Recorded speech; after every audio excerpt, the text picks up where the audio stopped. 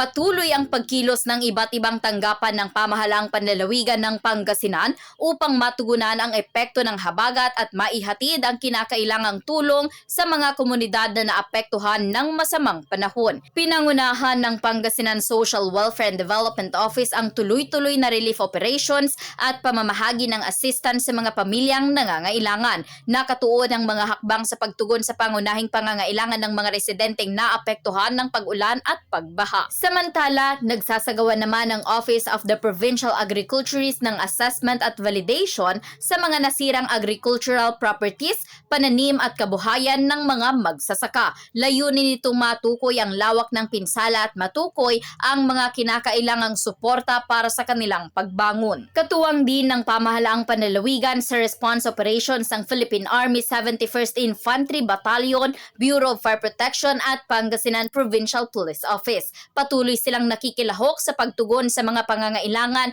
sa mga apektadong lugar at pagpapanatili ng kaligtasan ng mga residente. Sa gitna ng patuloy na epekto ng habagat, nagpapatuloy ang koordinasyon ng mga ahensya upang mapabilis ang pagtugon, relief assistance at recovery efforts para sa mga Pangasinenseng naapektuhan ng kalamidad.